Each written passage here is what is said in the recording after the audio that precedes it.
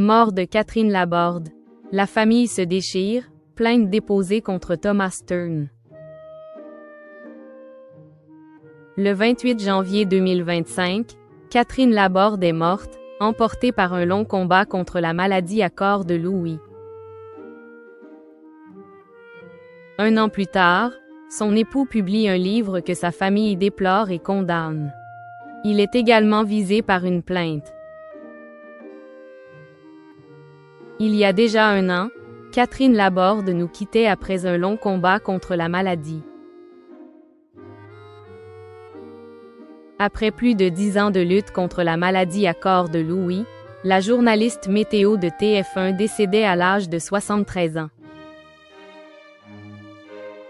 Un an plus tard, Thomas Stern, son époux, publie Y a-t-il une vie après ta mort aux éditions Robert Laffont.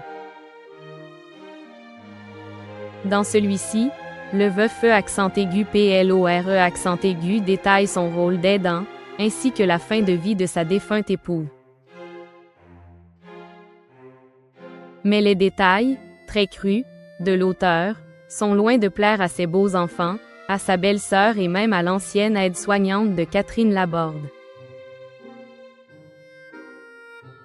Auprès du Parisien, Gabrielle et Pia, les filles de Catherine Laborde, contestent la manière de faire de Thomas Stern. Pour elle, le roman est axé sur lui uniquement, et sur son rôle d'aidant providentiel. Un an après la mort de ma mère, c'est dur, d'un mauvais goût terrible. On n'a jamais pensé qu'il publierait un livre sur elle sans nous prévenir, déplore ainsi Gabrielle. Elle condamne ainsi la date de parution du livre, concomitante au premier anniversaire de la mort de sa mère. Je lui reproche d'utiliser l'anniversaire de la disparition de notre maman pour faire sa promotion. Pour Pia, la petite sœur, Catherine Laborde n'est pas un panneau publicitaire. Françoise Laborde, la sœur de la défunte, est elle aussi remontée contre son beau-frère. On est tous sidérés qu'elle utilise la mort de Catherine pour se mettre encore en valeur. Il faut dire que le clan Laborde affronte Thomas Stern depuis plusieurs mois déjà. L'auteur décrit son quotidien comme insupportable, et assure avoir été le seul aidant pour Catherine. Il annihile les rôles tenus par ses filles, qui tiennent à rappeler qu'elles ont été présentes pour leur mère. Thomas se fait passer pour la seule personne dans le sacrifice. La vérité est ailleurs. C'est notre organisation familiale, un village entier concerné et l'argent que ma mère avait mis de côté qui nous ont permis que sa fin de vie se passe bien. Sans les aides-soignantes, on n'aurait pas pu l'accompagner jusqu'au bout d'une façon digne et aimante.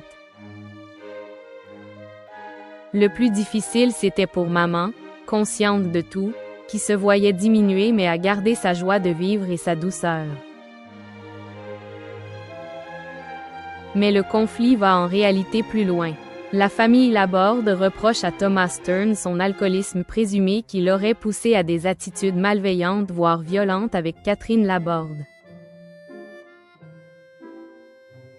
En octobre 2024, les infirmières ont elles-mêmes alerté Gabrielle, en indiquant soupçonner de la maltraitance sur personnes vulnérables, provoquée par l'alcoolisme de Thomas Stern.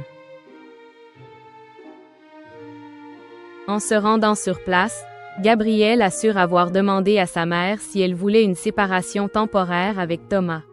Elle lui aurait répondu oui. Thomas Stern ne conteste pas, mais pointe du doigt la fin de vie de son époux.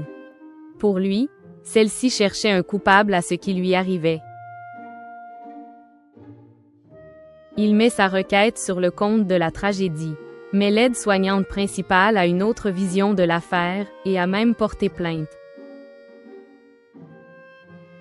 En effet, comme le révèle le Parisien, l'aide-soignante principale a déposé plainte en août dernier contre Thomas Stern pour harcèlement moral. Elle décrit une relation cordiale à l'initiale, mais qui s'est détériorée dans le temps. Elle lui reproche des remarques sexistes, des pressions psychologiques et d'avoir été bourrée tous les jours. La plaignante assure avoir même dû se mettre en arrêt maladie, à cause de conditions de vie et de santé altérées. Suite à la parution de ce livre, dans lequel Thomas Stern parle régulièrement de l'aide-soignante en modifiant son prénom, celle-ci s'est de nouveau rendue à la gendarmerie le 14 janvier. Elle a déposé une nouvelle plainte, cette fois pour atteinte à la vie privée. Le livre polémique sur la fin de vie de Catherine Laborde sortira malgré tout, et cette polémique va forcément servir à sa médiatisation.